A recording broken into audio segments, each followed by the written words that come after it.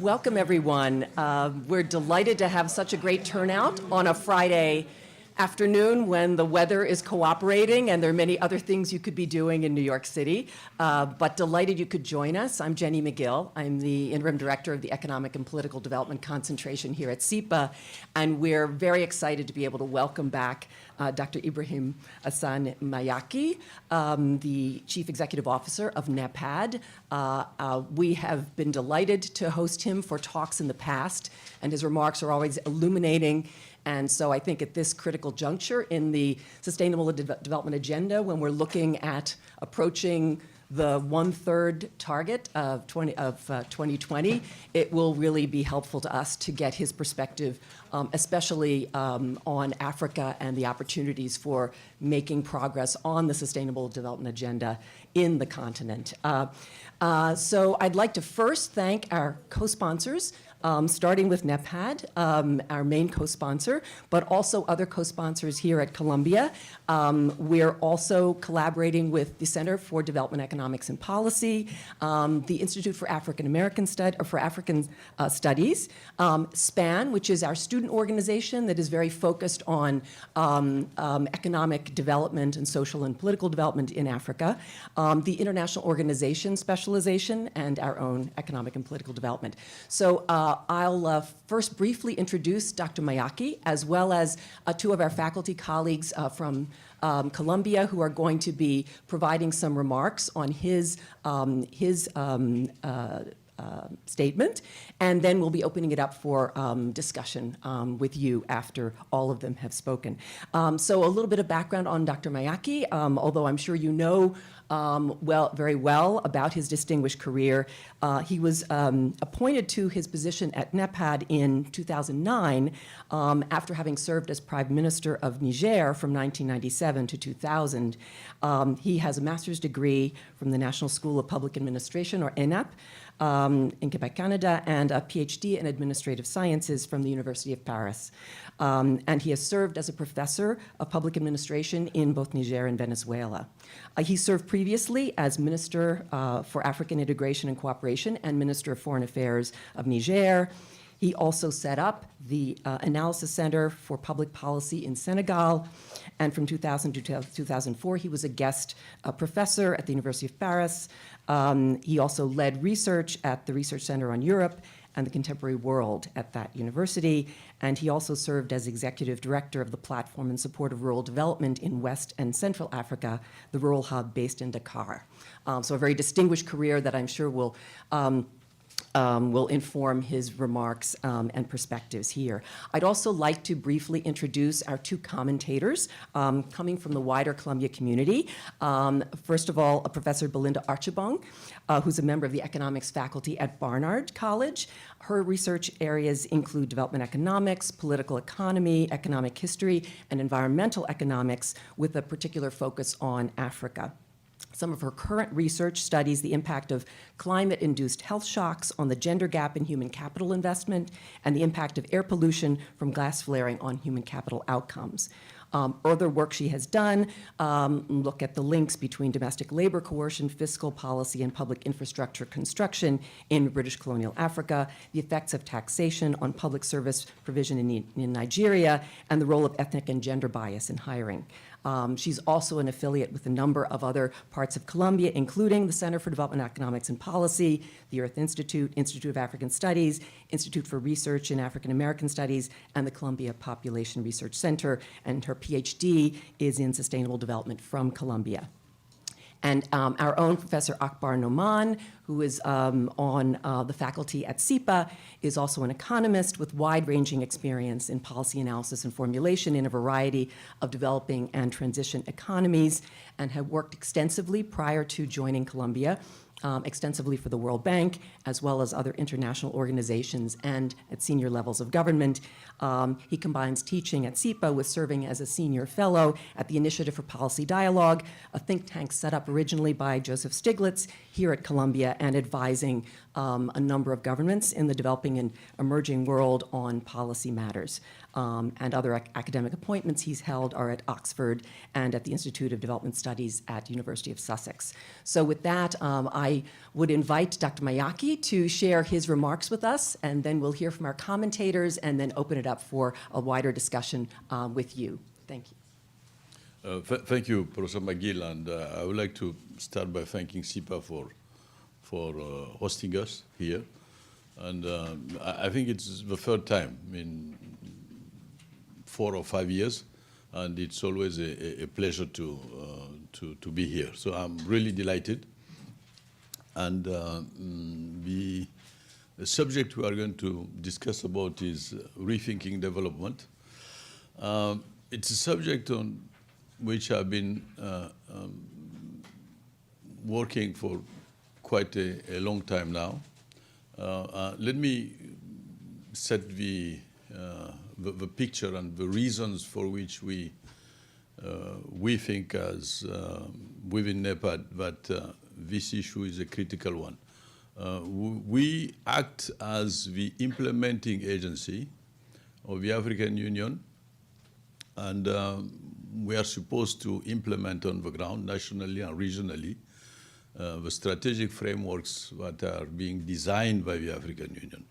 Strategic frameworks in agriculture, infrastructure, industrialization, skills development, etc.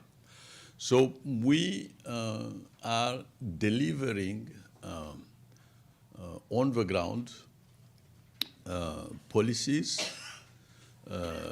mechanisms, processes, and the more we have been in contact with the ground in the last, and when I say the ground, I'm referring to national context and regional context, the more we deliver, the more we sense that the rationale of our delivery can be questioned in many aspects. When you think about agricultural transformation, as you all know, you have usual factors of increasing productivity, improving seeds, the issues of access to markets, rural infrastructure, empowerment of small-scale farmers. All these things are known.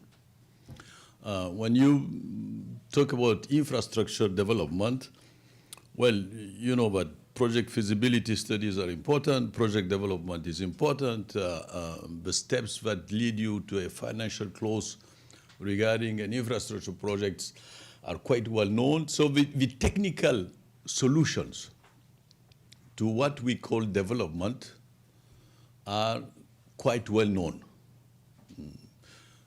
In education, well, globally, technically, you know what has to be done in relation to primary education, to secondary, tertiary education. We know what are the technical solutions for TVET, technical and vocational training, etc. And these technical solutions are the ones on which all development partners do act. But amidst that volume of technical solutions, we still are facing challenges in really attaining the goals that we are aiming at. And when we talk about sustainable development goals, as you know, fundamentally the agenda of the sustainable development goals is different from the Millennium Development Goals in the sense that it puts the emphasis on the interlinkages between sectors. So it's the interconnectedness between sectors and goals that makes the main difference between the MDGs and the SDGs. So as we move towards the implementation of the SDGs and the agenda that we have in the continent within which is Agenda 2063, we continue to face these same constraints. We roughly know what the technical solutions are. We try to implement them, but technical solutions per se are no longer able to allow us to deliver on what is supposed to be our development agenda. So the question which comes out of that reflection is, should we continue thinking about development as it is defined classically? So I will use a slide which I have, and just one slide. I won't bother you with the PowerPoint. So we did a study with Frederick Pardee Center, and we looked at the scenarios of Africa's development in the context of what development means today. And what we tried to do is fundamentally to reflect on critical transitions which are taking place within the continent. And there are four main transitions. I'll go very quickly through them. The demographic transition, which all of you know. Currently, 50% of the world's population under 18 years old is in Africa. And given our current demographic growth rates, which are between 2.8 and 3.2, not having finalized our demographic transition will double our population between now and 2050. So this is a huge challenge, because if you take a country which has a 20 million inhabitants population, like Mali, with a demographic growth rate which is around 3.2, 3.3, 3.4, it means that on the employment market in Mali, every year, you have cohorts of young evaluated at around 250,000 and 300,000 coming on the employment market. Mali has an incipient industry. 75% of its population lives in rural areas, and the civil service in Mali can't hire 300,000 youngsters. And the incipient industry can't hire 300,000 youngsters.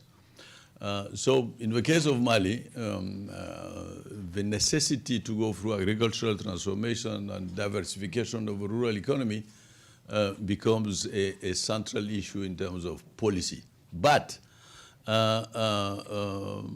what is critical about this demographic transition is the acceleration process. Given the fact that it is an accelerating process, the definition and the design of the policies to respond to that acceleration becomes really problematic. So the demographic transition is a critical transition which we need to tackle, and which sets the context of our policy design processes. The second transformation is the human development and inequality transformation. As you know, Africa is one of the most unequal regions in the world. Even if in relative terms we have reduced poverty, in absolute terms the numbers of poor have increased quite significantly. Progresses have been made in health, education,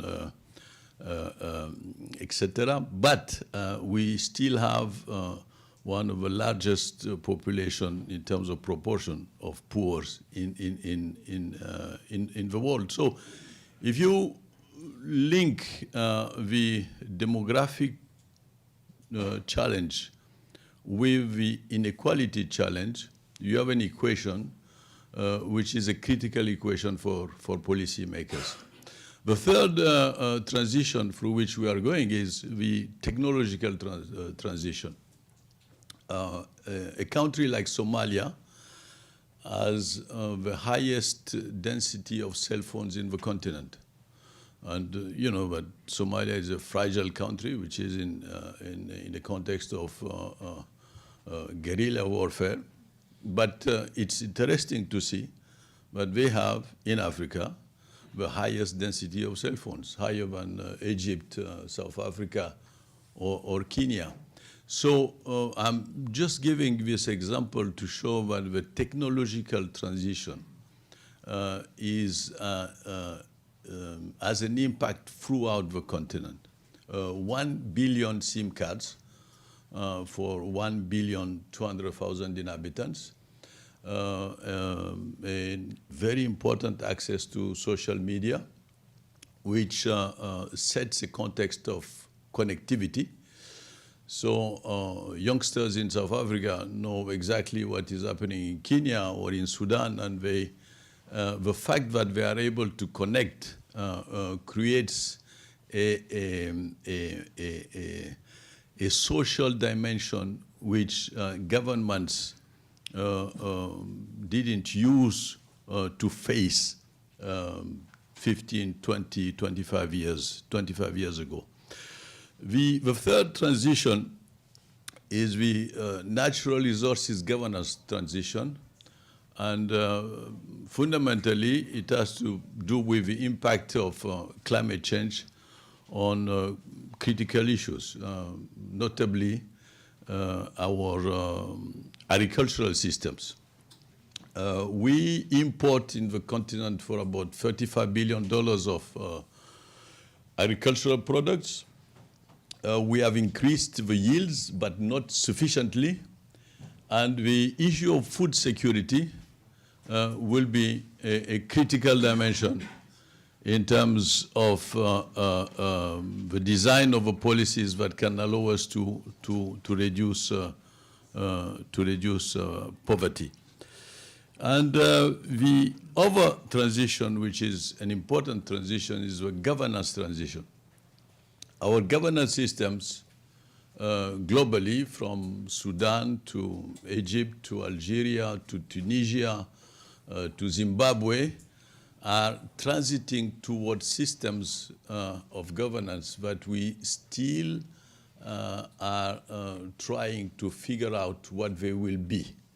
And there is an important uncertainty regarding that transition. But if we look at all these transitions, the major transition, the one which has the highest impact in terms of consequent policy design, is fundamentally the demographic transition.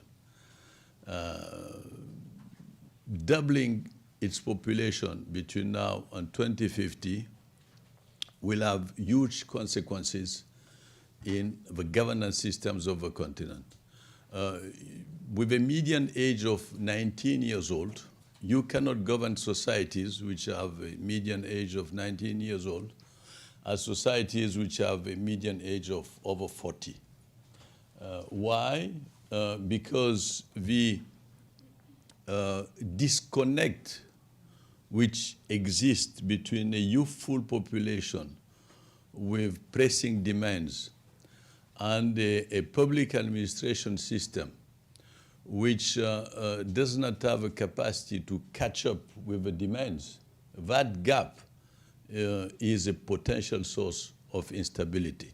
So these transitions will be critical in rethinking the way we design policies, not only in terms of content, but also in terms of process, how we design them. So that leads me to the second question I would like to enhance, which is the issue of governance. I am convinced of the fact that the current African governments do not have the power to change their societies. It's a bit strange coming from a former prime minister, but it's why don't they have the capacity to change? Because of the way they grasp these transitions, and because of the fact that 75% of the population being under 25, the lack of connection with organized groups of youth makes it problematic to really respond adequately to the challenges that we are facing. Let me give you the case of Tunisia.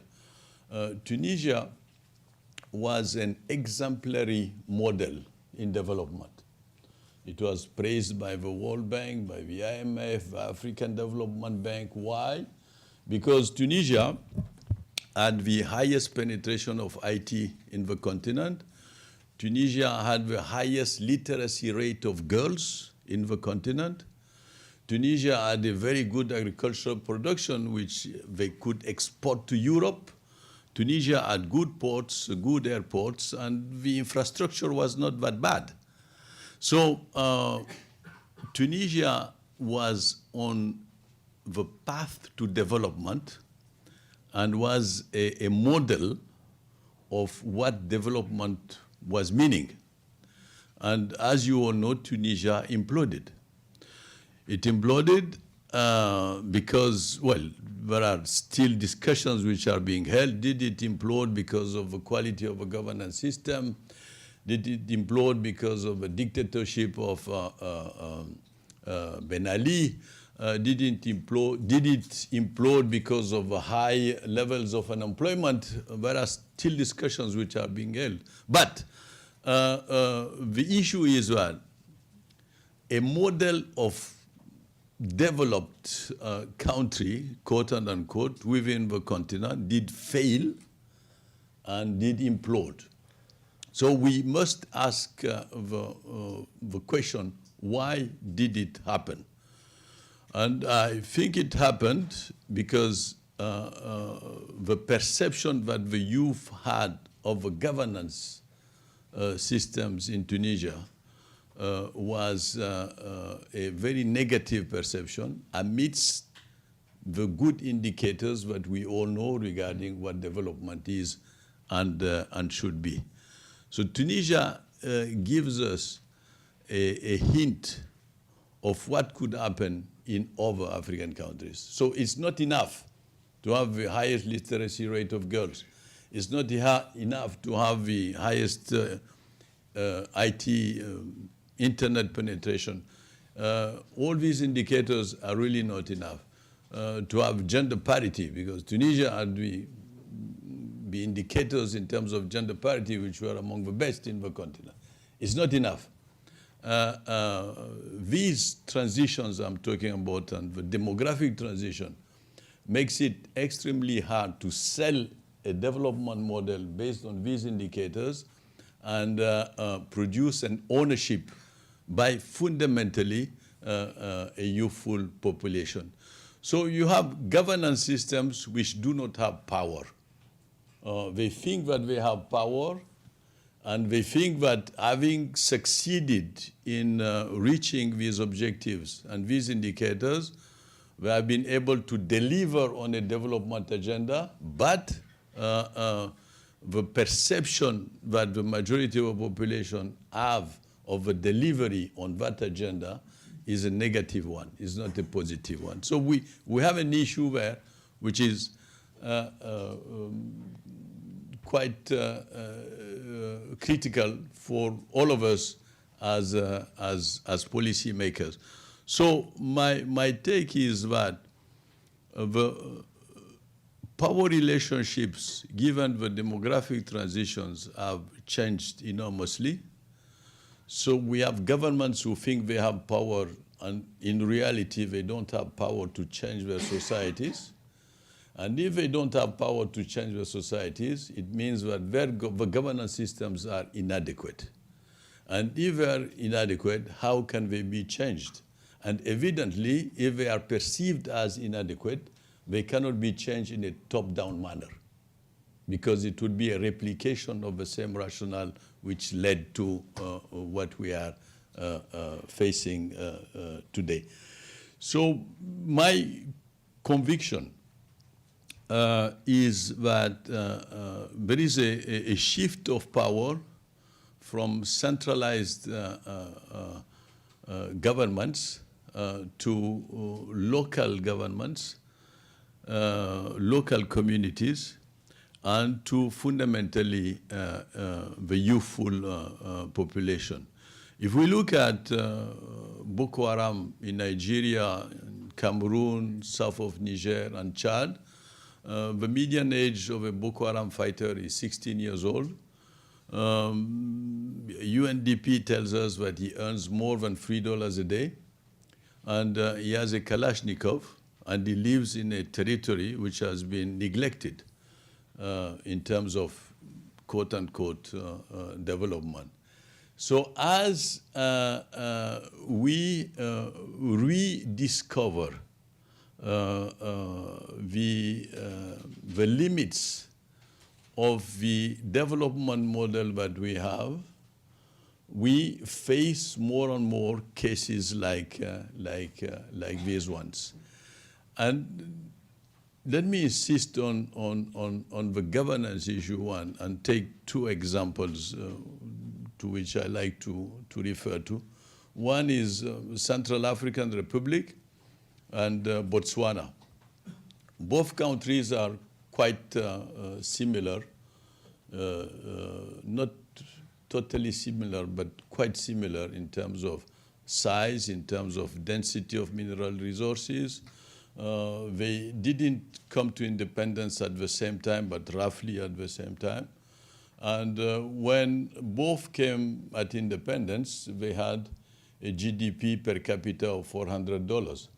Botswana has multiplied its GDP per capita by 20.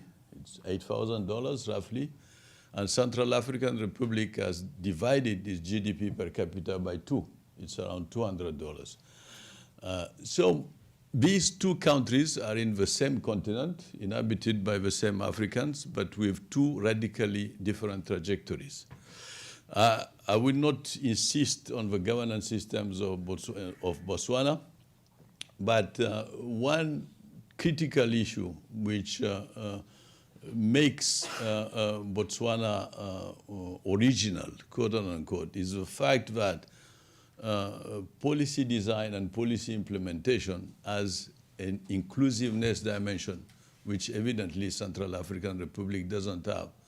So in terms of governance systems, you can classify most of African countries in two categories: those who try to look like Botswana and those who try to look like Central African Republic. So the more we will have countries with governance systems looking like Botswana, the more Africa will invent its development pathway with a critical emphasis on inclusivity. And if Botswana, with roughly the same good indicators as Tunisia, if Botswana succeeded in not imploding, but reaffirming the quality of its political systems, which Tunisia couldn't with the same indicators, is fundamentally, in my view, because Botswana had an important dimension of inclusivity regarding its governance systems and regarding its policy design and implementation processes. So classifying African countries according to how much they look like Botswana or how much they look like Central African Republic can be interesting, because it allows you to see if inclusivity plays a role or doesn't play a role, and how much does inclusivity play a role, an important role, or not. So if we take the case of the government of Botswana, we can consider that it has the power to change, because inclusivity is a main trait of its governance system. And if we take the case of Central African Republic, unfortunately, we have a government which doesn't have power to change almost anything. So whatever we do in terms of quality of development policies in Central African Republic, if we succeed to get to a Tunisian exemplary model, it won't take away, evidently, that possibility of implosion. So realizing that power relationships have changed, realizing that within a youthful population, inclusivity is an absolute condition for sustainability, makes the issue of thinking about development radically different from what we used to we're used to 30, 40, 50 years ago. So this is the Africa we are facing, critical transitions, changing governance systems, and changing power relationships, and the questioning of the quality of the development policies that we have, whether in terms of content or in terms of design process. So my third point is about the global uncertainties that we are facing today. Aid was an important component of our development policies for quite a long time. Aid will disappear in the next 10 years, and it is already disappearing if we look at the DAC OECD numbers. And when it is not disappearing, it is being transformed in military support. We see it, for example, in the Sahel region in West Africa. Most of the ODA which is provided to the Sahel region is linked to military objectives. So it's no longer the ODA we were used to, focused on education, focused on health, etc. It's militarily, it's, excuse my English sometimes because I'm not an English speaker, but so when I make mistake, please be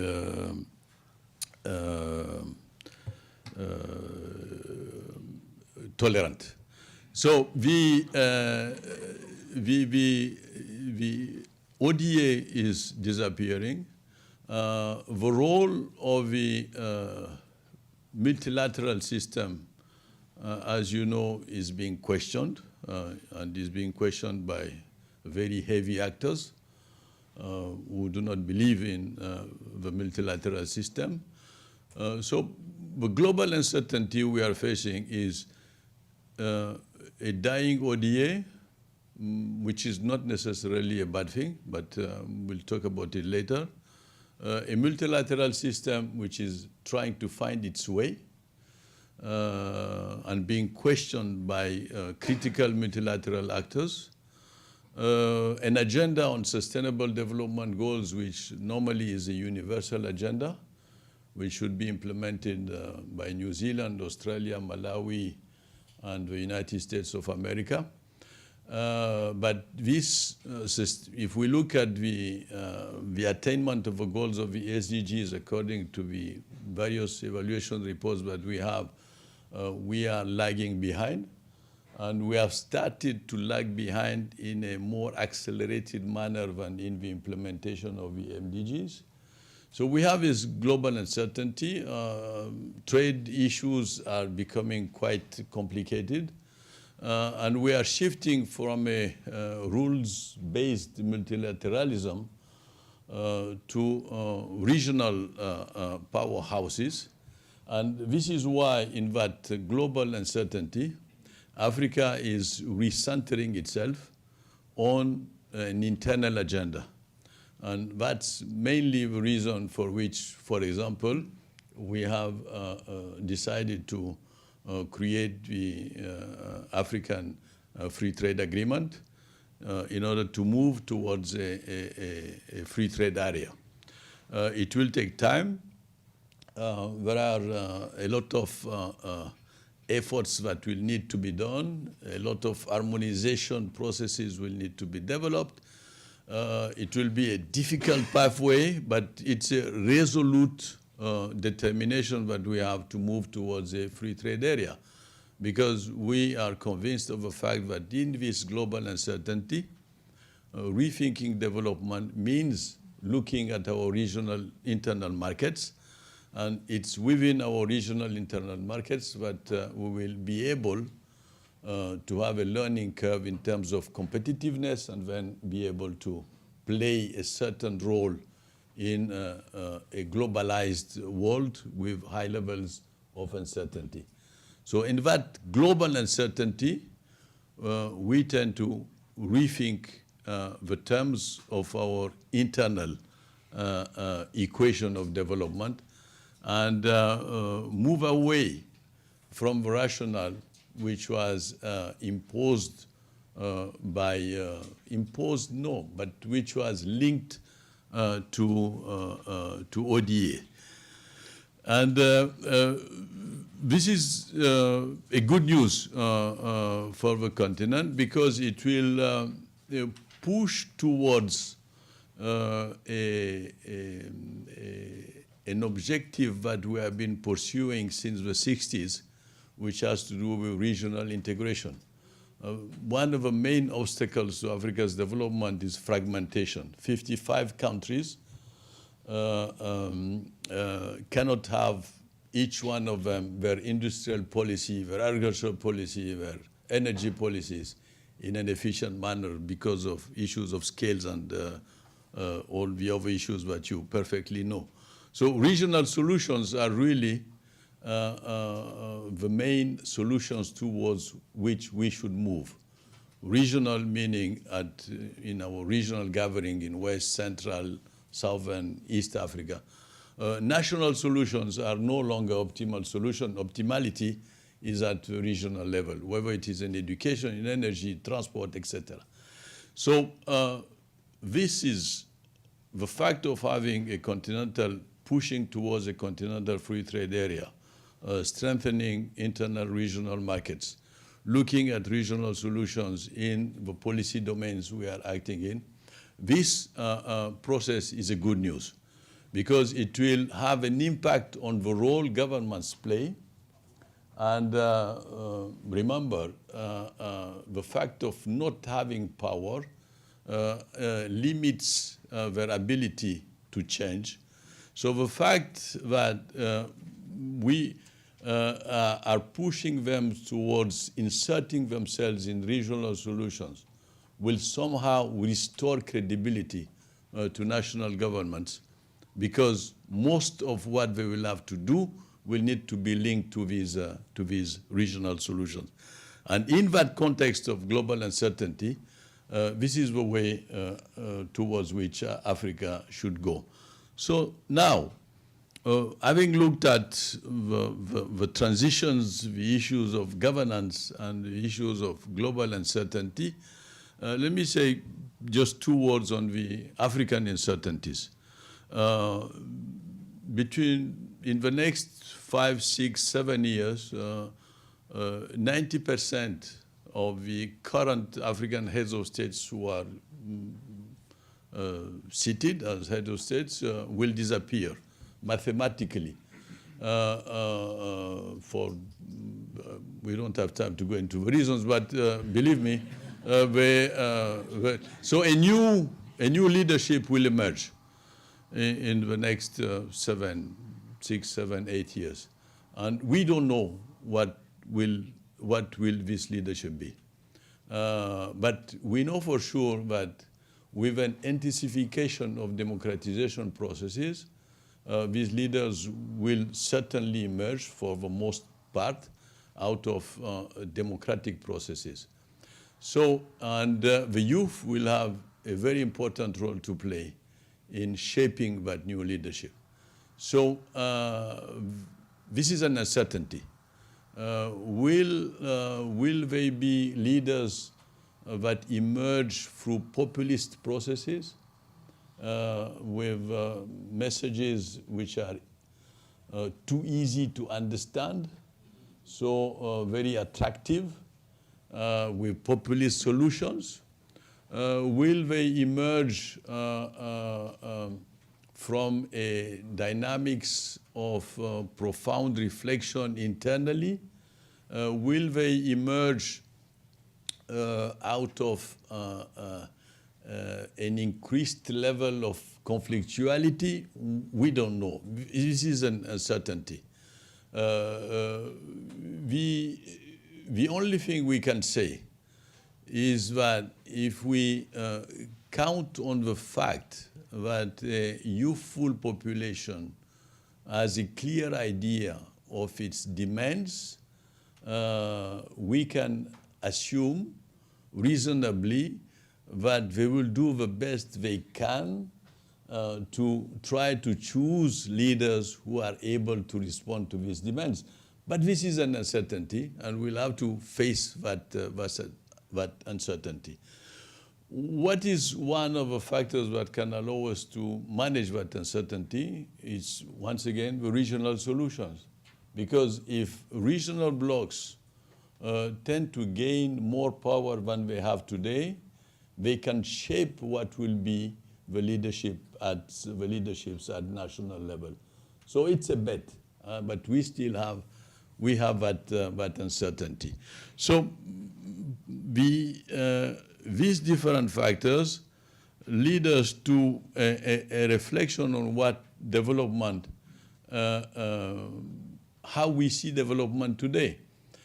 Is it the development which is linked to the SDGs, which I call a classical development? If you add the interconnectivity between the goals and you add the environmental issues, roughly, in my sense, it's a classical way of thinking about development. So should we go towards that? Well, it's not even should we go. Will that path, process, and approach prevail over the others?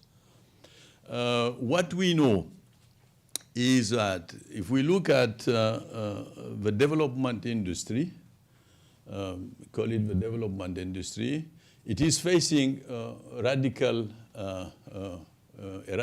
questioning by local actors, from north to south to east to Central Africa.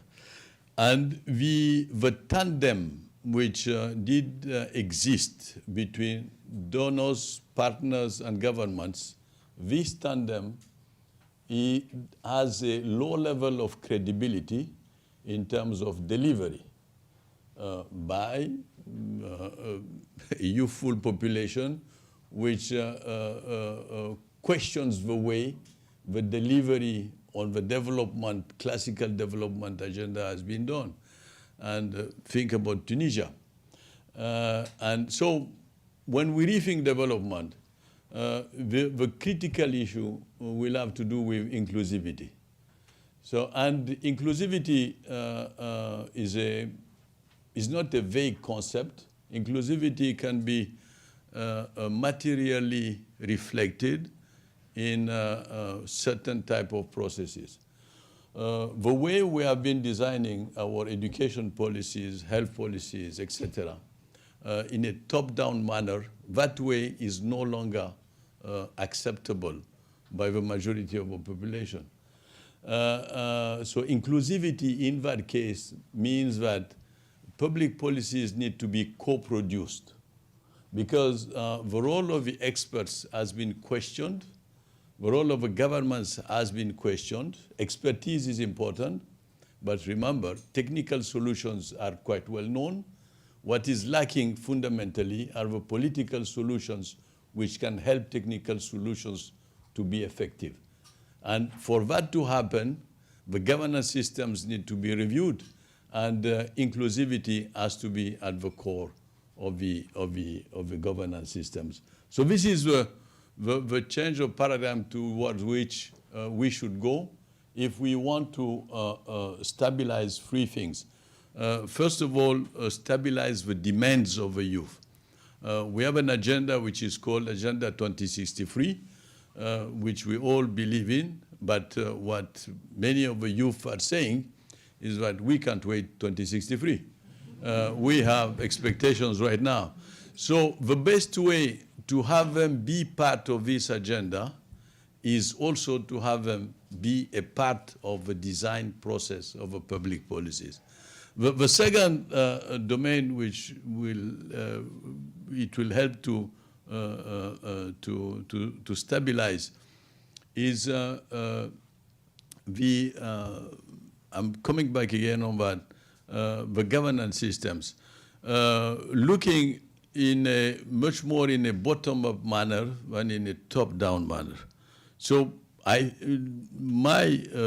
thinking is that Africa will need to reinvent governance systems which have not been existing yet. And these governance systems will need to give a place to two fundamental dimensions: the local dimension, which is empowering local communities. And what I'm saying is not new. It has already been said, but it has been rarely implemented. And the other dimension which will lead to a positive change is the regional dimension.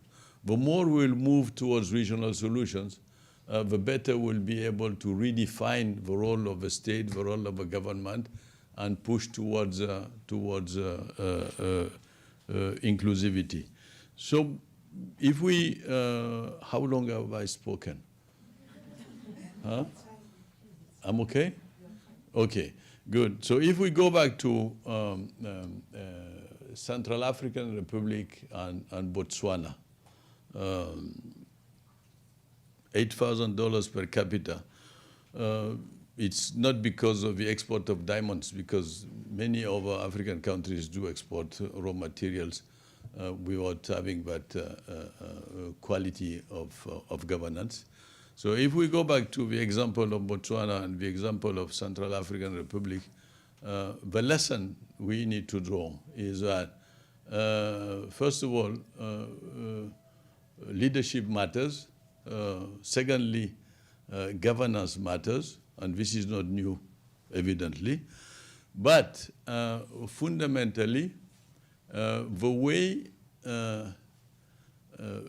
people identify with a development policy in the sense that they feel that their dignity is preserved is the most important aspect. When I was Prime Minister in 1998, we did a survey in Niger. We were starting a planning process. We were going to design a 3-year plan. And we decided not to delegate that fundamentally to the experts to think about what we should do in terms of education, etc., macroeconomic stability, and so on. So we said, let's find out what are the populations thinking about the priorities of development. So, and we started somehow, betting is not the term, but trying to guess what they would say. It was a survey which was done, government of Niger and government of Canada. It took about 7 months all over the country. And so we are waiting for a list of priorities.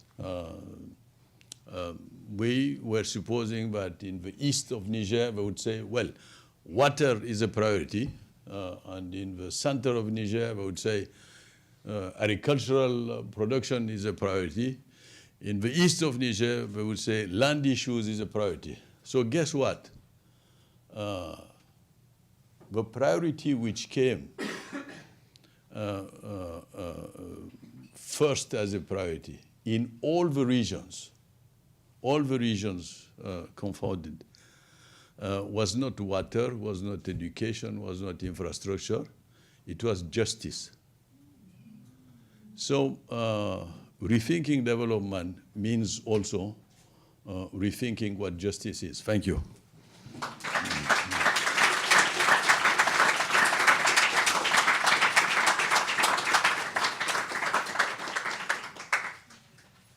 Thank you so much, Dr. Mayaki. Well, you have given us a lot to think about, reflect on. Thank you for challenging us and some of our assumptions about what development means, and also for your emphasis on the importance of looking at the youth population of Africa as the future and also as the drivers of change. Looking at the population of this room, I would say the median age here, it's not 60, it's maybe not 19, but we definitely have a number of people in the room who I'm sure really would respond to your emphasis on considering youth as the important factor to consider in driving policy and progress forward in Africa. So with this, I'd like to ask our two commentators, Dr. Archibong and Dr. Noman, to come up. And Dr. Mayaki, I don't know if you mind being in the center of things, but we will really benefit from their perspectives and response to your remarks as well. And perhaps I could ask Dr. Archibong to comment first. And I should note here that another event earlier today also drew on Dr. Archibong's perspective as a commentator, so we're delighted she could double bill and also join us for this event. So, Dr. Archibong. Thank you very much for inviting me, and thank you, Dr. Mayaki, for the wonderful comments as well. Oh, sorry. Just steal your mic for a minute here. Can everybody hear me? Okay, great. So thank you for having me. Thank you, Dr. Mayaki, for the excellent comments as well. So I will just give some very brief comments, my thoughts on the issues you've raised so far, and the questions that I think I'm thinking of, and I hope we also all think of as well here. So you outlined very nicely a kind of history of development policy in Africa, and how we've had kind of these costly.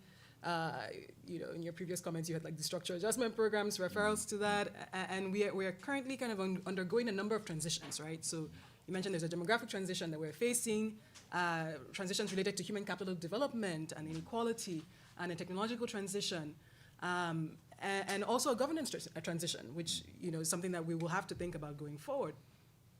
And then you really highlighted this case for the need for coordinated effort between countries within Africa, so more regional integration, more regional cooperation, harmonizing policies around environmental policy, financial regulation, and all of these things as being very important for development outcomes. And I like the Botswana, I was trying to think of how do we become more like Botswana and less like CAR, but then I started thinking about, can you come from CAR to Botswana, and then what if Tunisia happens? Anyway, it was all very interesting. This is like, trying to put these things together.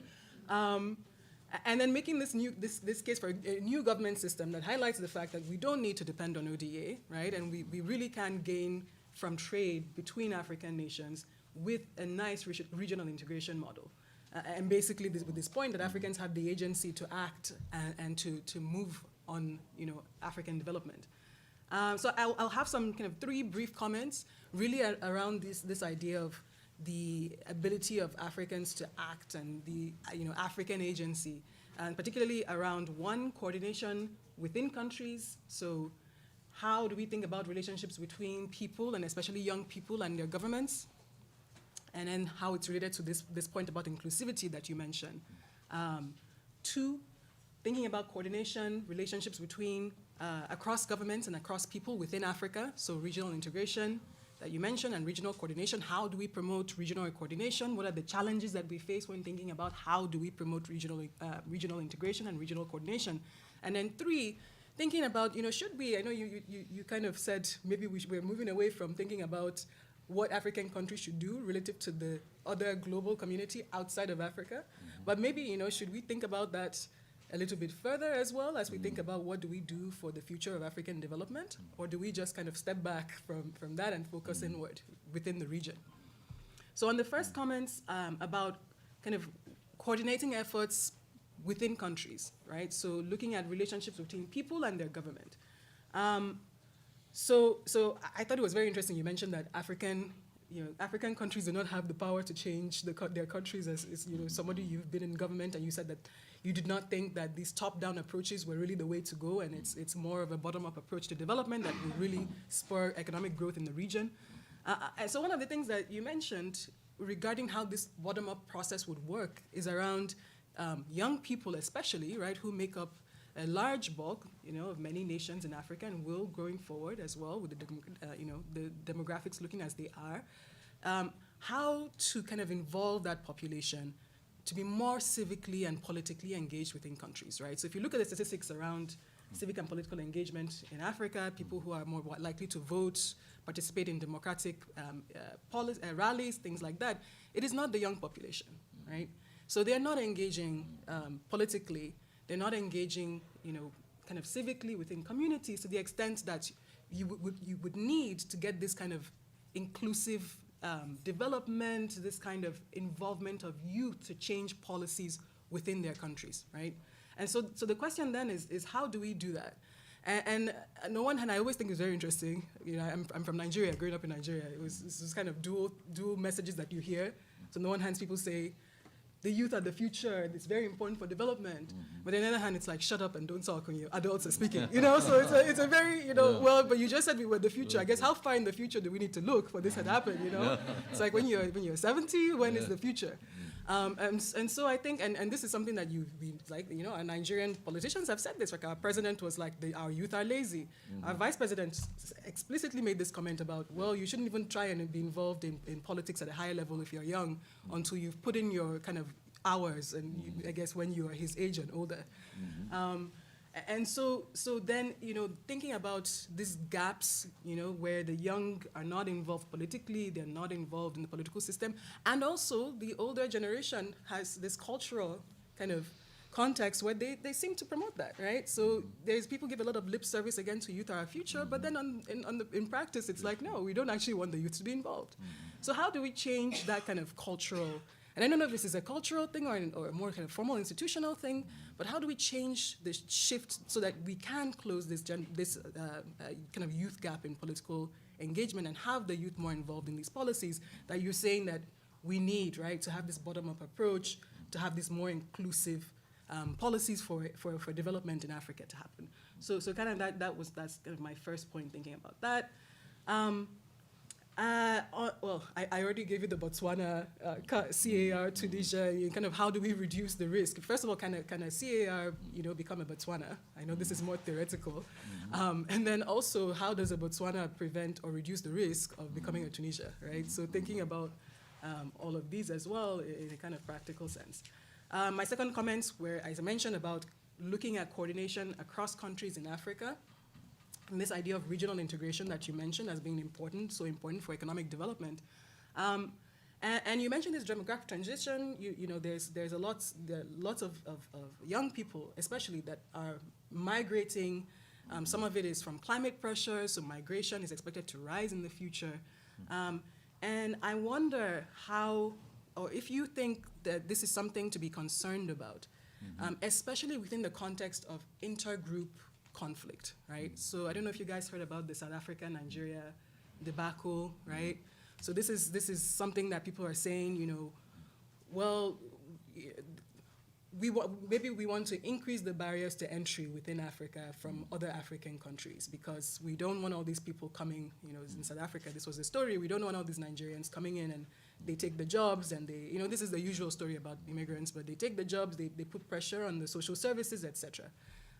And so kind of knowing that we need this regional coordination and regional integration is necessary for our development, how do you kind of address these types of intergroup conflicts that arise with things like migration, right? So thinking about that and thinking about maybe how that affects broader macro policy around coordinating monetary policy within Africa, right? So I don't know if you heard about the ECO. Everybody seems to be very excited about that, the ECOWAS joint currency. And how, you think it's maybe coming to more policies like that, but then we still have this underlying tension with, intergroup conflicts and how that might affect future policy or the willingness to engage in regional integration if Nigeria and South Africa are fighting in the future. So just thinking about how to address these types of issues. And then my final point about challenges to coordination with the rest of the global community. And again, this is, you didn't mention this as much because we said focus on the regional integration, which is fantastic. But I just came, as was said, I just came from a talk where the World Bank, they're talking about global value chains, right? So this is we're studying global value chains. We think it's going to be great. There are all these gains from specialization, and it's going to be great for poor countries because they will have access to more jobs and hopefully that will lead to higher wages, and this will be good because it will raise countries out of poverty, et cetera, et cetera. So, given the discussion about, you mentioned we don't know what's going to happen with trade wars in the future. There could be maybe increased barriers to free trade. But on the other hand, many international organizations, or at least the World Bank, is telling us that GVC is the way to go. Global value chains are the way to go.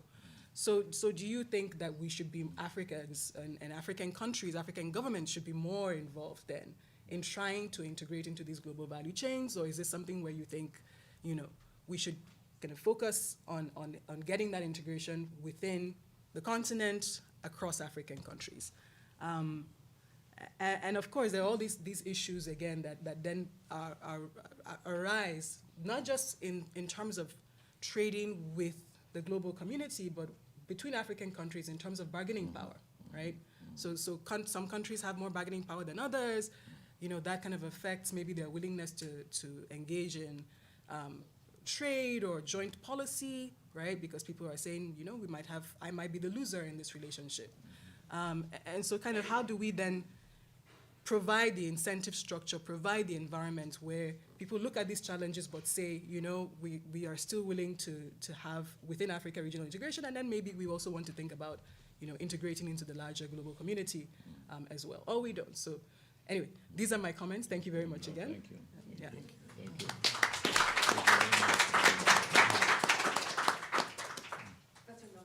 I think I will leave that. As I'm told, only one mic is working, so I think I better do that. Thank you very much. Well, it was a very wide-ranging talk, and much of it was above my head, because I don't know, I can claim to fully understand the political dynamics in African countries. I'm not going to go there, and all those set of political issues you raised, essentially issues of governance and so on. Let me make few comments. I thought it was really interesting that you highlighted these transitions or challenges, if you like, that Africa is facing. The world is changing. Of course, it always changes. That's one thing is constant in this world, change. And things are changing in some ways in a very rapid and fairly profound way with important implications. One of the things you emphasized was the demographic transition, of course. And that is really crucial in many ways to how things work out, including the political implications that you emphasize of youth unemployment. So what do you have?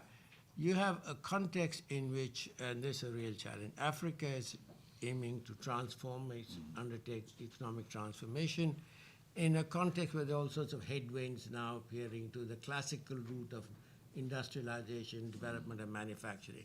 Share of manufacturing has been the victim of its own success, with productivity rising faster than demand and share of manufacturing declining almost everywhere in the world, including in East Asia.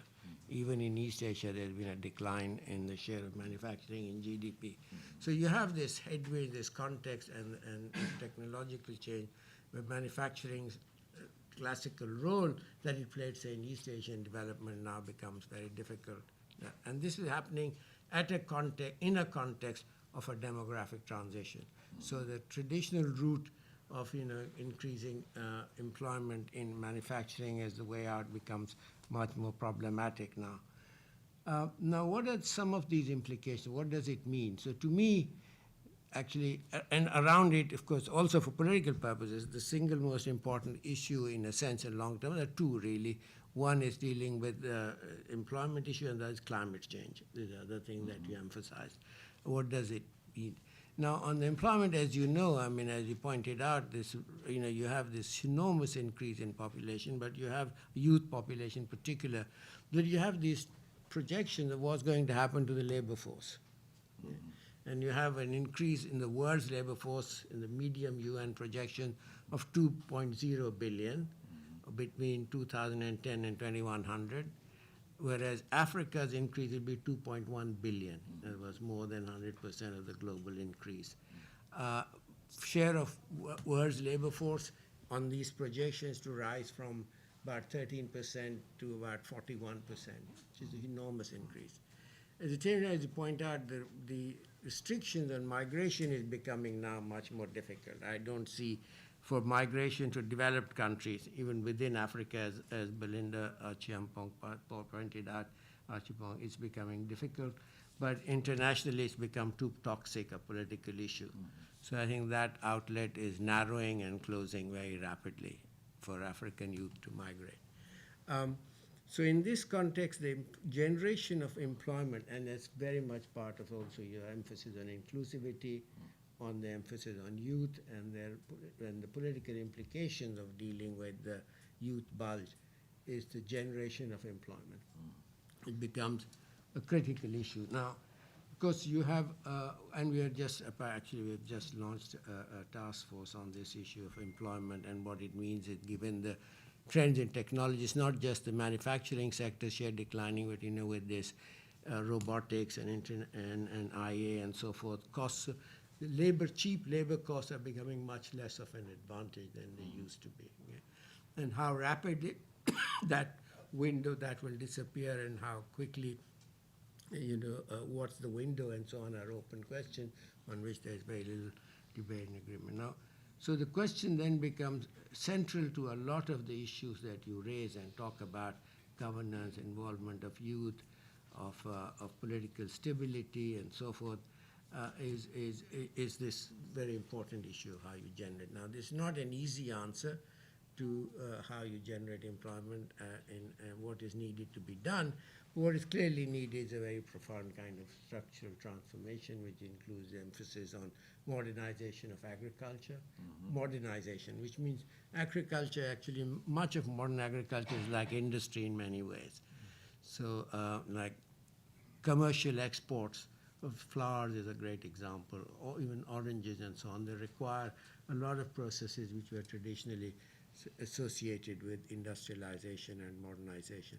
That becomes important, but then you say, as you point out, in that context, the regional dimension of exploiting the regional market in Africa becomes also very important, which is particularly given the kind of uncertainties in the multilateral trading system. So that is, now how do you go about it? I won't have time to go into it at any length here, of course, on the policies and the responses there too. I think you have to have, of course, it's a very large and diverse region, as you pointed out, Africa. You have the Central African Republic and Botswana example, but this was a period of economic decline that Africa went through over a period of during the 80s and early 90s, and there's been a recovery since then. Actually, it was not just, you mentioned in your notes that this led to this period of structural reform programs, led to an undermining and weakening of institutional and operational capabilities within African government. It not only did that, I think it did more than that. It also kind of, in many ways, de-developed Africa. Certainly a de-industrialization in Africa that occurred during this period. And in fact, Africa became a kind of experimental lab, if you like, or an grand experiment in what I personally think were rather crude and vulgar forms of the Washington Consensus policy that were particularly in the 80s, but which was, and a lot of people have done a mea culpa on that now. So that what you had is an outcome of falling per capita income for a long time, and you had the average per capita income in the region, sub-Saharan Africa, I'm talking about mostly, did not recover to its peak level of about 1977 until about 25 years later in early 21st century. Of course, you've had very impressive growth in some countries. Again, it's a large and diverse. In particular, a lot of the countries, of course, have been natural resource-based growth, and that has problems of sustainability, and particularly, of course, when you're using up your non-renewable resources. But there are also been emerging some very promising African indigenous efforts at development, and articulated very clearly by leaders like Meles Zenawi and Kagame. And so Ethiopia and Rwanda are two countries which achieved very rapid growth in this century without not relying on natural resources. That's an important, and what they did is also very interesting because they very systematically sought to learn and adapt lessons of success elsewhere, including in Africa, including Africa's history in other African countries, but particularly in East Asian countries, what happened. As you know, Prime Minister Meles has written on this extensively and has very clearly articulated an alternative strategies. Now, I think there are important lessons to be learned from this success of those African countries. Remarkable success, actually. I don't know how many people know, if I were to ask the question in this room, which was the economy which matched China's growth in the period from about 2005 to about 2018, 16, 17. There's only one economy, amongst non-oil, is Ethiopia. Ethiopia has been growing at roughly the same rate for about over a decade, 12, 15 years. That's an impressive thing to emulate. Rwanda has done very well, very close to it. And again, these are people who have articulated an African alternative in a very clear and deliberate manner and have sought to, and one of those things is the active use of what they call learning, industrial, and technology policies for development. Because that becomes all the more important for generating employment when you do that and spreading that to more sectors to agriculture. There are all sorts of other issues that you've raised, which there's so many issues that you've raised. Your talk was so wide-ranging, I can't possibly in any way do justice to some of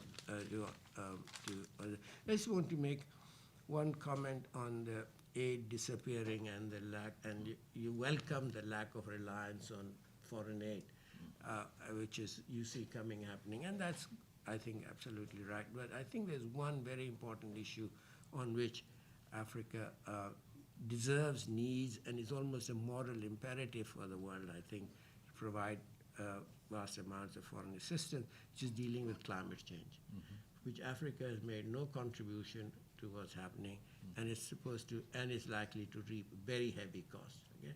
So it's a moral, ethical obligation of the international community to finance Africa's adaptation in large measure.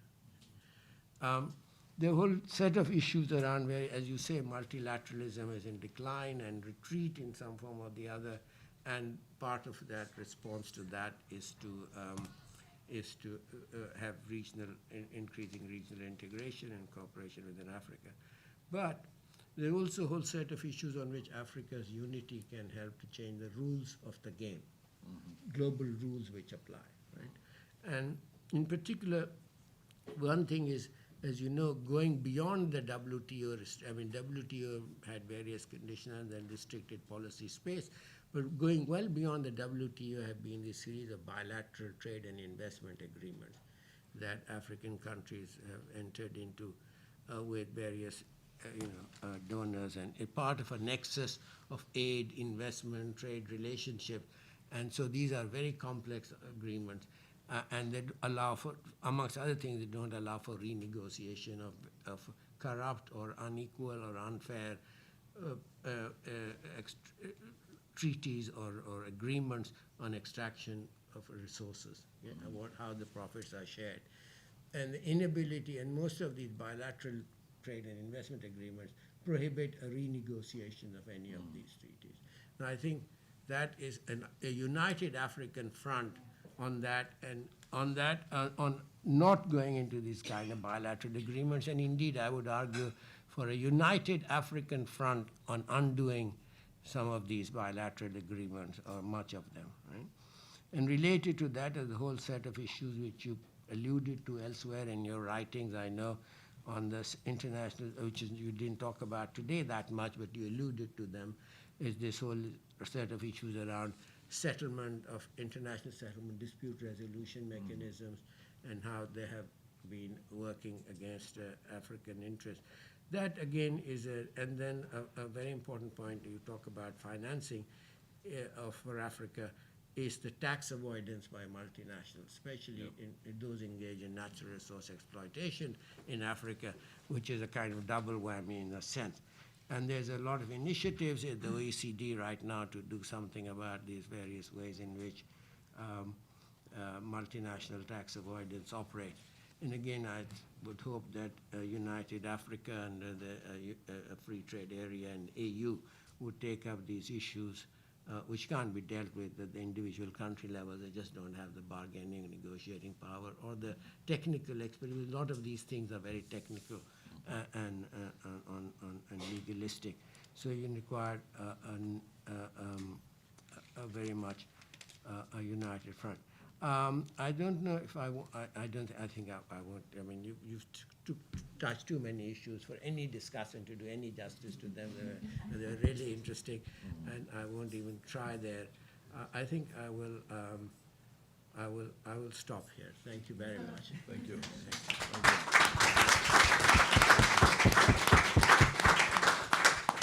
Well, thank you to both of our discussants.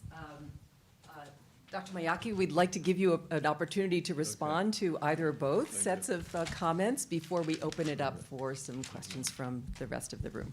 No, thank you. I would really like to thank both of you for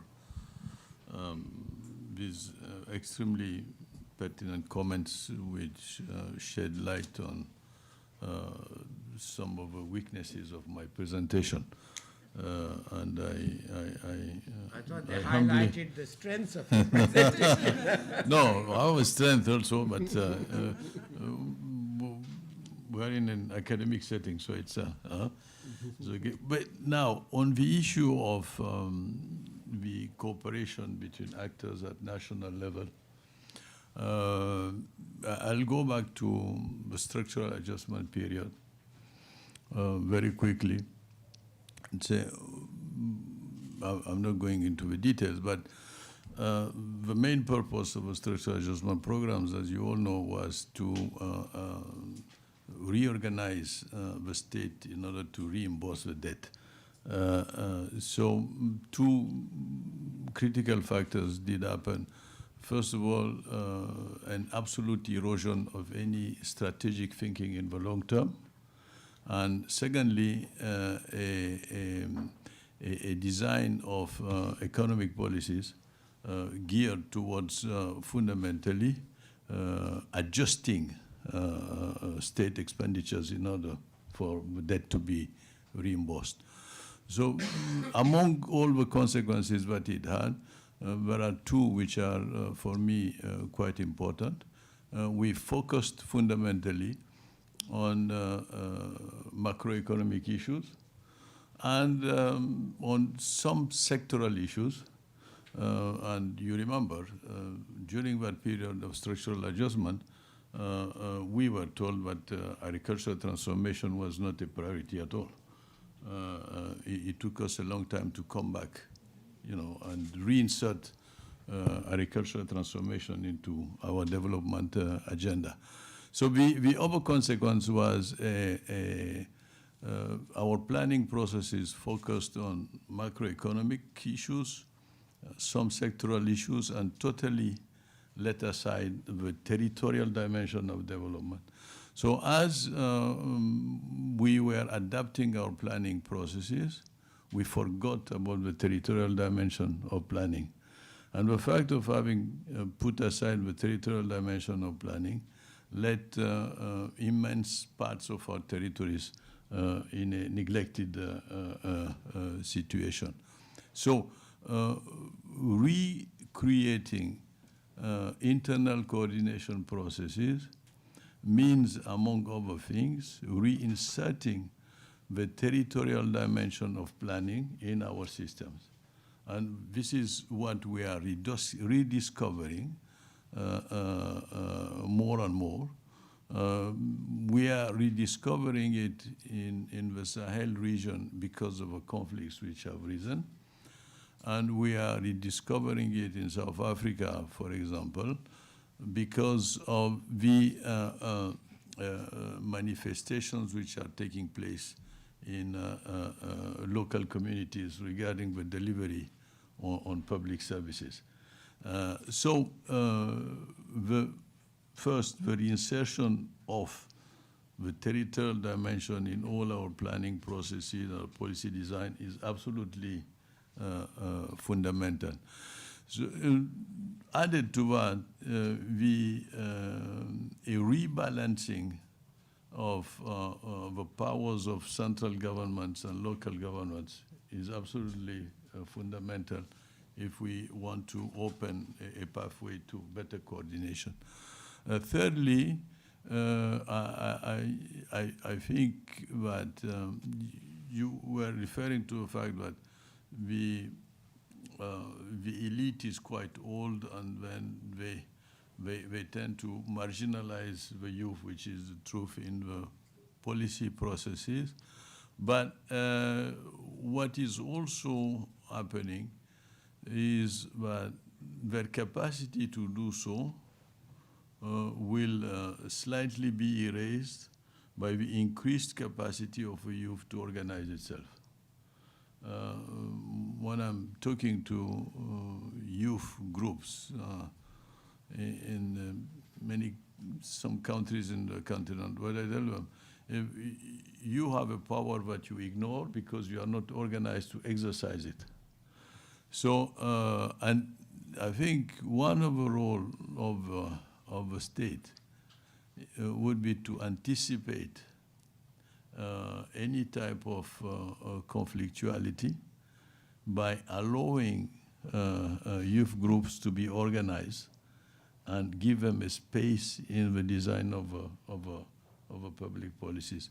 I think that will be extremely important. The other question to which you alluded was the global value chains, and how can we benefit of a global value chain. Professor Norman wrote a book with Professor Stiglitz on industrialization, and how we could be able, through a certain form of industrialization, to tap into global value chains. But Danny Rodriguez says, forget about industrialization and jump to services. Am I right or am I wrong? But I firmly believe that it's through the creation of regional markets that will allow manufacturing policies to be efficient. And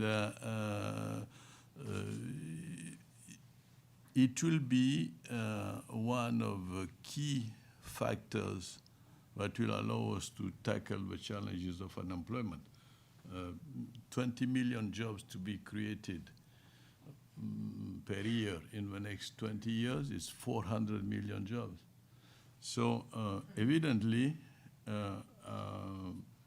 I look at Africa in three dimensions. There is the Africa of least developed countries like mine, Niger or Mali. There is the Africa of lower middle-income countries, like Tanzania, and there is the Africa of the upper middle-income countries. So these three Africas have different dynamics, and in a country like mine, Niger, where 80% of the population live in rural areas and their main activity is linked to agriculture, I mean, structural transformation cannot take place without diversification of a rural economy. In a middle-income country like Kenya, where services are a high proportion of GDP, focusing on services in order to tackle unemployment will be quite critical.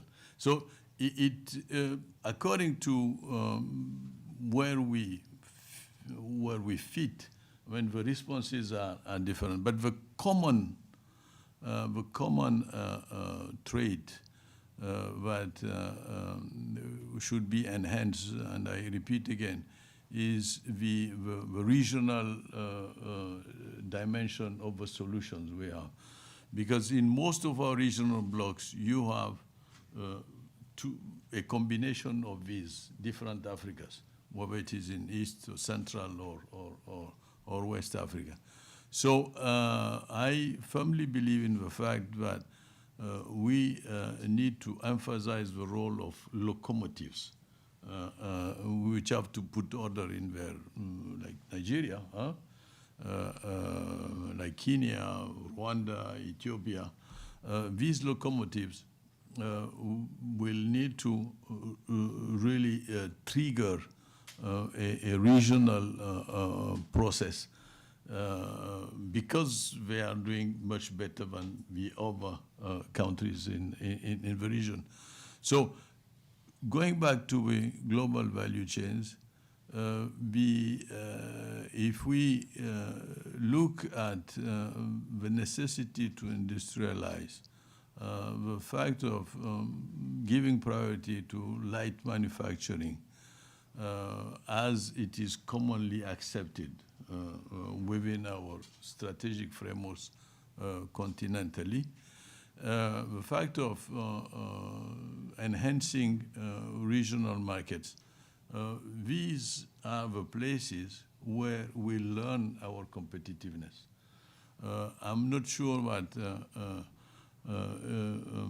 inserting ourselves in the uncertainty of a current global value chains could be an advantage. I don't have an answer to that, but it is an issue that has to be looked at, I think, very carefully. I fully agree with you, Professor, on the fact that Ethiopia and Rwanda somehow learned from East Asia that they needed to find their own development approach. They didn't mimic the content of the policies. You say mimic? Or, yeah?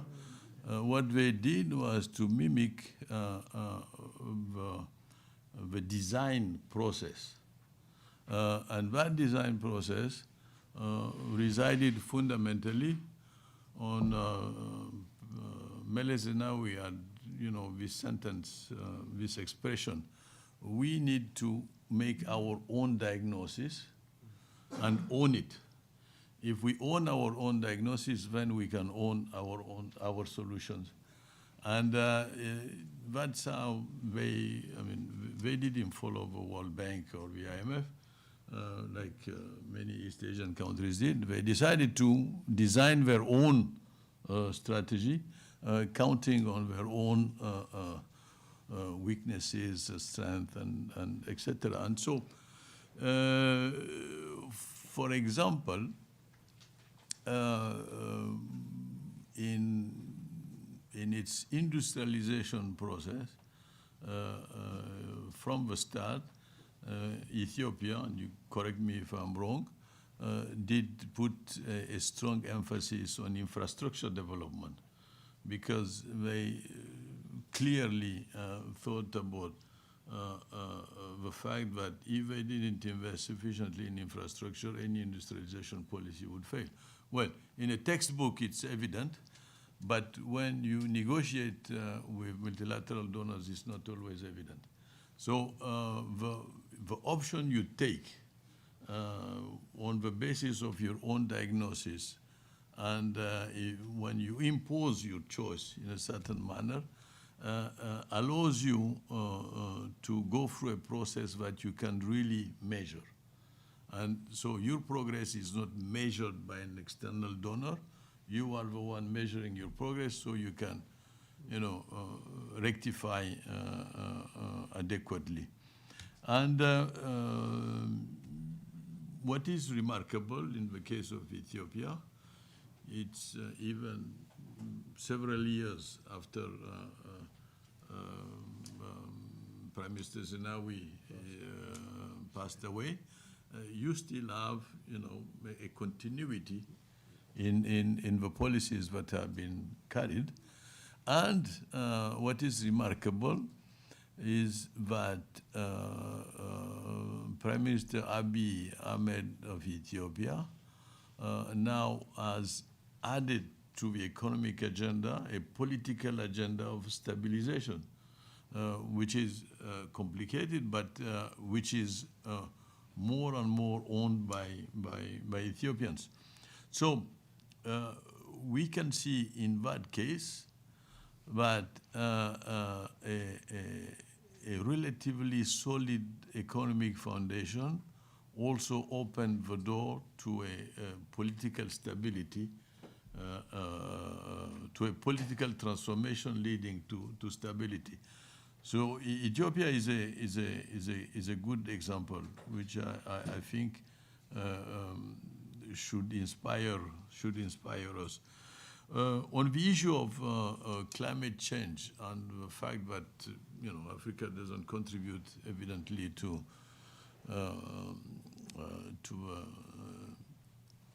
a greenhouse gases impact, and there is a moral imperative. The question now is, I fully agree with you, but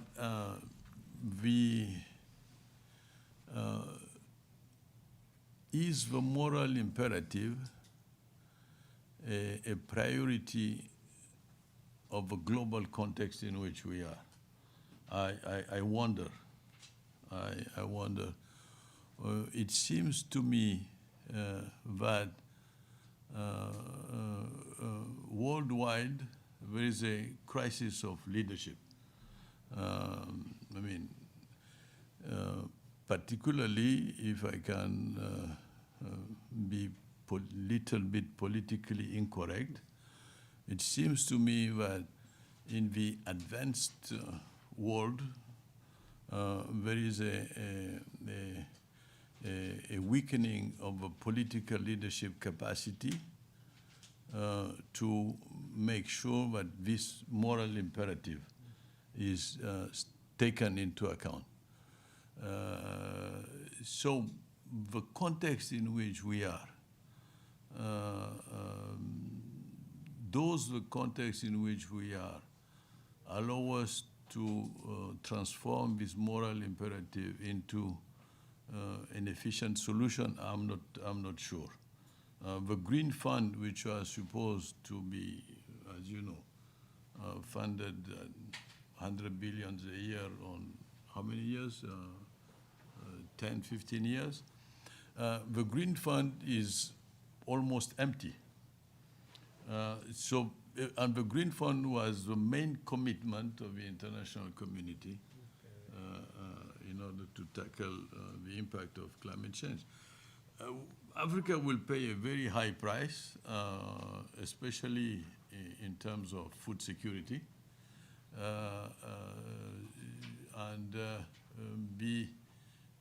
not only will we pay a high price in terms of food security, I don't have time to go into the detail, but secondly, as we industrialize, we will at the same time need to green the industrialization process, which is something which has not really fully been done before.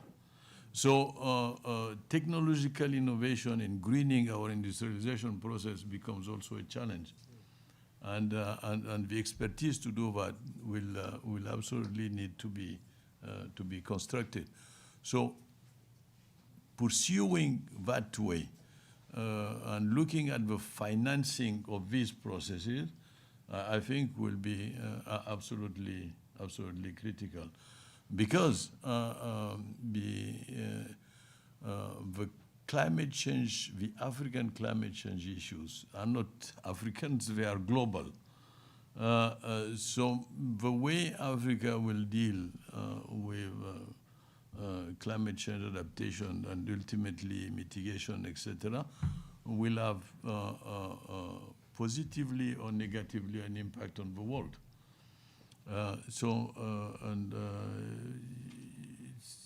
It is a moral imperative, but it is also an economic imperative for the rest of the world. On the issue of migration, most of the, as you rightly said, most of the migration in the continent is internal. I mean, migration outside of Africa is really insignificant. it tends to be exaggerated, but essentially migration is internal. And our hope is that with the construction of a free trade area, it will enhance internal movements of people, evidently. And so that will be one of the positive aspects of a free trade area. I'm not really worried about the internal political consequences of migration. It's true that there was that issue, South Africa, Nigeria, etc. But if we look at all the other regions of a continent, if you take West Africa, for example, I mean, the Nigerians in Ghana are more than 400,000.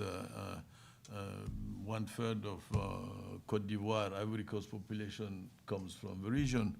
And it hasn't really, I could give more cases, it hasn't really destabilized socially these African societies. So there is a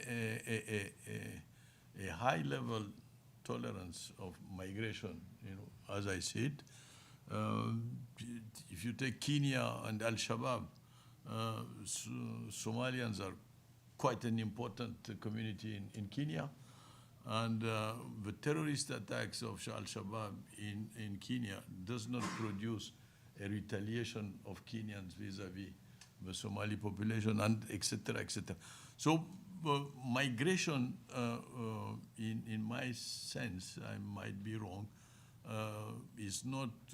will not really constitute a social problem, and it should be, as a matter of fact, enhanced within that agenda of the free trade area. I fully agree with you, Professor, on the necessity to have a united African front in order to be careful in how we manage bilateral. We look at the bilateral trade agreements. As a matter of fact, as you know, Africa is in a negotiation process regarding the post-Cotonou agreements with Europe, with the context of economic partnership agreements, among others. We need to be careful to go with a united front, so that we don't have differentiated regions negotiating on their own, because that will have a huge negative consequence on the continental free trade area. So let me stop here and really thank you very much for.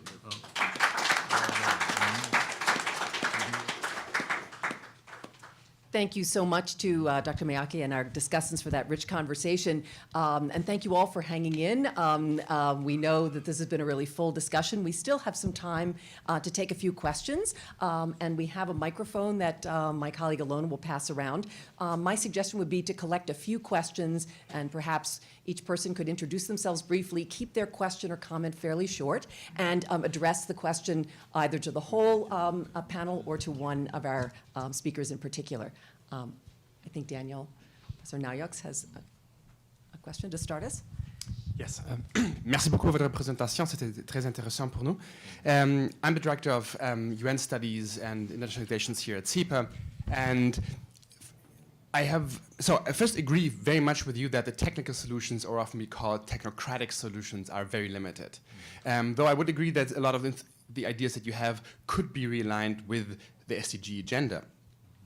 As a political scientist and somebody who is, in my professional capacity, less critical of the more optimistic about the multilateral agenda and potential, I have a question about the feasibility, the actual how external actors, including the EU, including the UN and other actors, can actually promote what you say about inclusive development.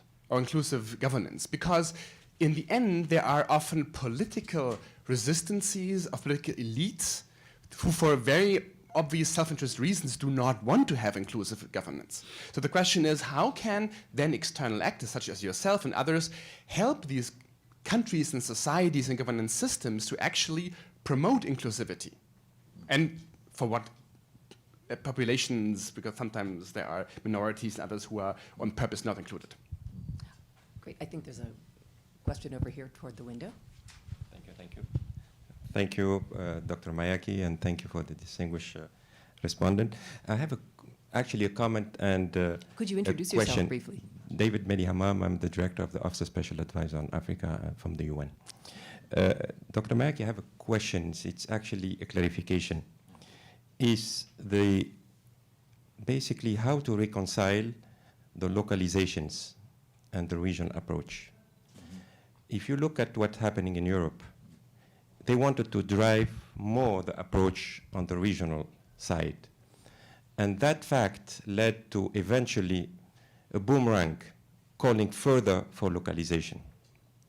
And that, as a de facto, you have more now populist governments and more people questioning the establishment because they draw more on the regional approach and forgetting about the local approach. So how to reconcile it? Because sometimes it's very difficult how to get all the locals, but at the same time converging to one position that would be at regional level, given the historical and also what we have currently in other parts of the world.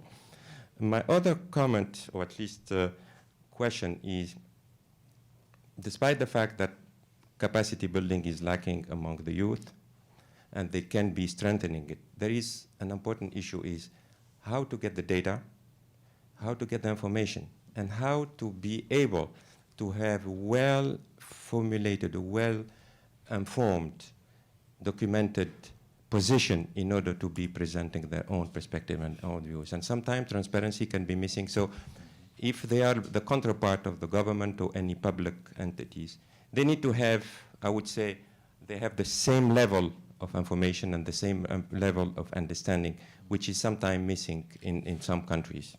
Then my last, at least, comment. You said that the new leadership, there'll be new leadership, provided that the life expectancy of our leaders would be shorter than some of them who just passed away a few months, weeks ago. True that there'll be change. In Tunisia it happened, in Zimbabwe it happened. But it's only the leader that has changed. The system, as in other countries, for example, Algeria, the government, the leader has left, but the establishment or the system that is well established in the country, the parties, the political parties, has remained the same. So that's a question. Leadership, yes, but it has to be at the grassroots, and it has to be really a much more full-fledged change of regime. Thank you. Thank you very much. We have, let's see, a question in the very back, and we also have Kyle here. Thank you, Dr. Mayaki, and to the discussants, Professor Norman, Professor Archibong, for your lively discussion. My name is Kyle Donto. I am a board member of SPAN, in fact, and I'm a second-year student here at SIPA. And my question relates to urbanization and in African context, because what you have in Africa is a pattern of urbanization that is actually quite distinct from the patterns of urbanization that you've had in East Asia, in Europe, and even Latin America, in which, as opposed to being centers for manufacturing and centers for high value-added services, you essentially have what is a process of agglomeration without transformation. You have people who are moving to the cities to find work, but the only work they're engaged in is very low value-added service work. And so what you end up having are these massive 10 million plus megacities like Lagos, like Kinshasa, like Cairo even, that aren't really major centers for outbound trade, aside from being transshipment points for goods coming in from the highlands, from the hinterlands, and headed out to destinations abroad. So my question is then, in this context, What can we do, and what is being done, and how do African governments, states, individuals, organizations cope with increasing and continued accelerating urbanization without necessarily this base of manufacturing, for instance, employment that other states and other countries could have relied on in the past? And what is the new model that for Africa to develop in the context of urbanization? Thank you. Great. And I think we had the one last question from the very back of the room. Thank you. Thank you. My name is Sonny Butler. I'm with the African World Heritage Fund. I am interested in, to Dr. Mayaki, the question Excuse me, of... could you just keep the mic a little away from Sorry. There we go. So my name is Sana Butler. I'm with the African World Heritage Fund. I am interested in the conversation of justice development. You spoke earlier this week regarding the SDG number 16, talking about the illicit financial flow out of Africa, and made a very masterful conversation saying that, I think the quote, let us not forget that colonialism was a fully fledged system of illicit financial flow. Here's my question. Is there a intentional and purposeful next step to the conversation of revisiting those contracts made during colonialism, recognizing, I think you said 75% of the illicit financial flow is from the extracting industries? And if so, is there a committee of the willing, right, to a coalition of the willing to address and litigate that charge? Thank you very much. Wide-ranging questions. I'll leave it to anyone on the panel to respond to any of the questions you would particularly like to address.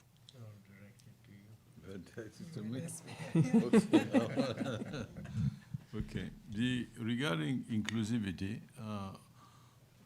one of the best approximative indicator to inclusivity is really job creation. Decent jobs, as Vialo is saying. I think that the more decent jobs are created, the more inclusivity exists. In quantitative terms. So, and that means that the way in a certain economy the rent is managed does benefit to a minority or to a majority. So when jobs are not really created, generally, the benefit of a management of a rent goes to a minority, so we have a non-inclusive society. So I think that indicator for me is a fundamental one. So how much does a government spurs an inducive environment for the creation of small and medium enterprises, which are generally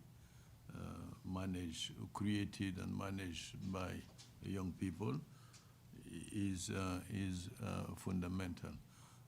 How much does the government facilitates the creation of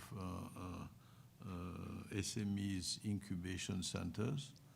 How much does it protect the intellectual property so that it is not hoovered by, creating the necessary environment for youngsters who are promoting and managing small and medium enterprises. All these concrete factors illustrate inclusivity. Now, if we move to the more political factors, looking at budgetary issues, the budget is really the skeleton of any strategy. And many times you have the budgets are going one way, and the development strategies are going the other way. So the best way to look at inclusivity is also to carefully analyze what is the content of the budgets that governments do put on the table, and how this budget, how far have this budget been the object of consultation. In a country like Mauritius, the day of the parliamentary discussion on budget, nobody is in the street. Everybody is in front of its TV. I'm exaggerating a little bit, but you can find out.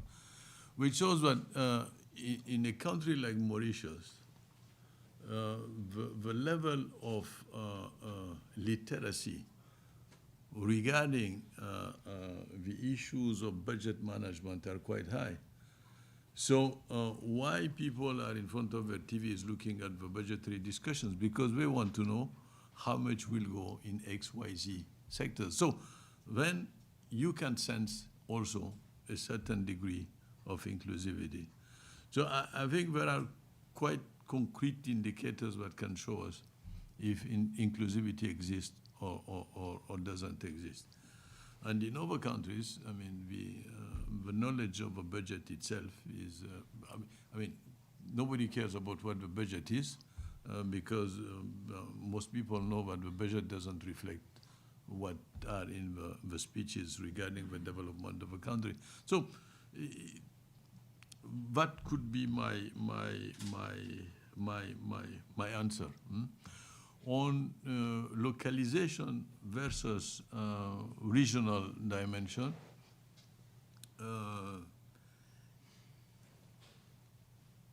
you gave the case of Europe, but if we take Europe, for example, and if we take the German model is based on the landers, and the landers have more power than the central government.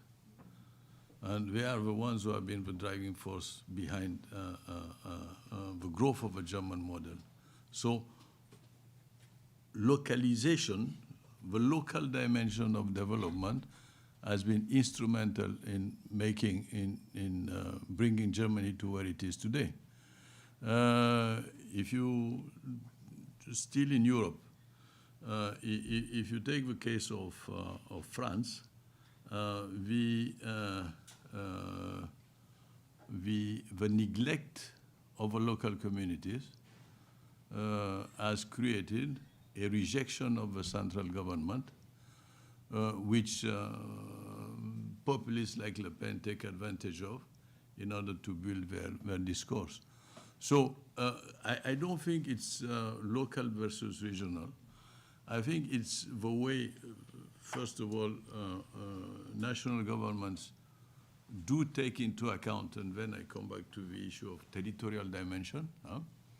And if it is seriously taken into account, then the conflict local versus regional is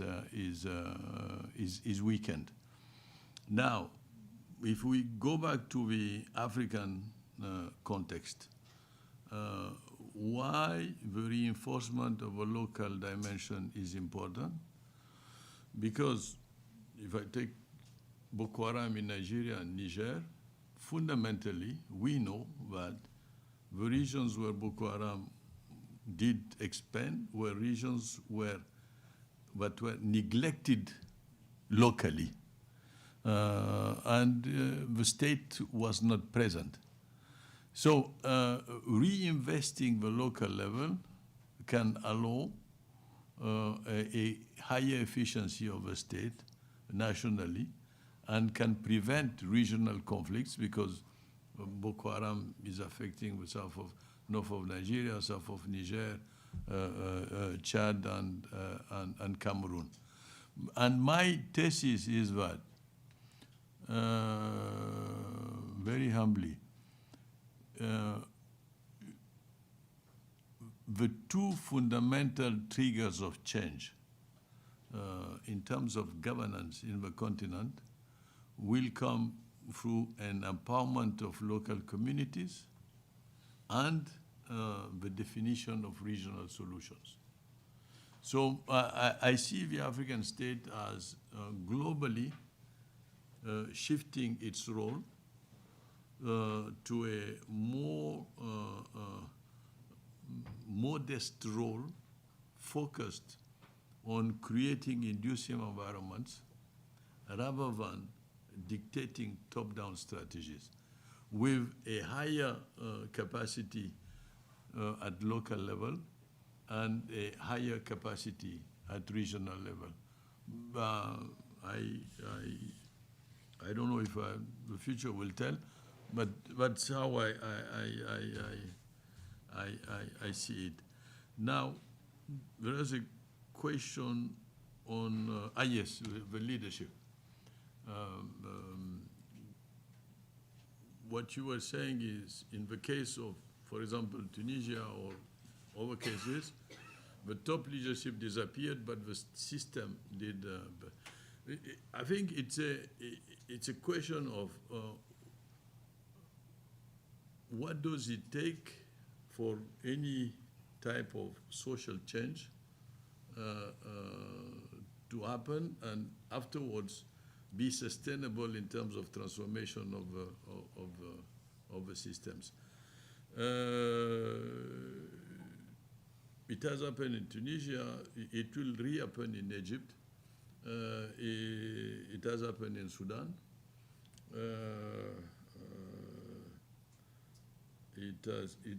We are in live stream here, yeah? Okay. So it is happening in Algeria. So I think these movements of change will amplify. They will amplify because of the demographic challenge that we are facing. So it is the responsibility of the governments to adapt, to anticipate, and to avoid situations where at the end, they have to let go. Nobody thought that in Sudan a change could take place. And the case of Sudan is interesting because it's the leadership itself has been, the way the new leadership has been composed, is quite original. And an interesting factor is that the new composition of the leadership has several years to go. So they have the latitude to induce the necessary changes within the system. But I agree that the sustainability of the change will goes beyond just changing the leader. On the issue of urbanization, do you know the city of Onitsha? Nigeria. How many millions? 2? No, 8. You see, the urbanization, there is an urbanization process which is taking place, which is not fully known, with the development of middle cities. Middle cities, c'est pas le terme, but you understand what I mean. The development of intermediate cities. The landscape anteriorly was fundamentally rural villages and then big cities. Now, between the rural villages and the big cities, you have a whole span of intermediary cities. And that's the way urbanization, and that urbanization process is not fully captured yet in our policy design processes. It means that when we think about territorial planning, we need to integrate that new process of urbanization and integrate the Onitsha's, which are not really, how many people know Onitsha here? 8 million inhabitants. It's an important city. Huh? So there is a change in terms of urbanization, which has to be captured because it will have evidently economic implications, you are rightly saying. So when we refer to rural economic diversification, no policy in terms of rural economic diversification can be efficient if it doesn't take into account the that context of urbanization which is now taking place in the continent. So it's and I didn't refer to urbanization in my talk, but urbanization is going at a very, the rate of urbanization is very high, and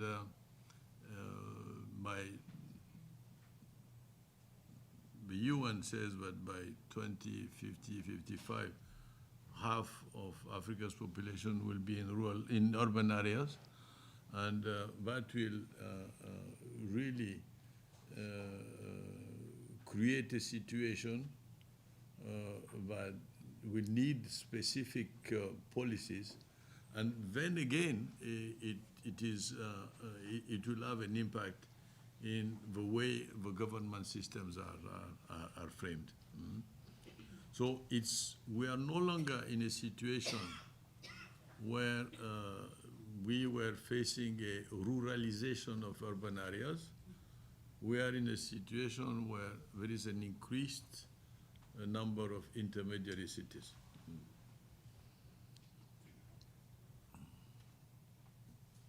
So I don't know if I answered all the questions.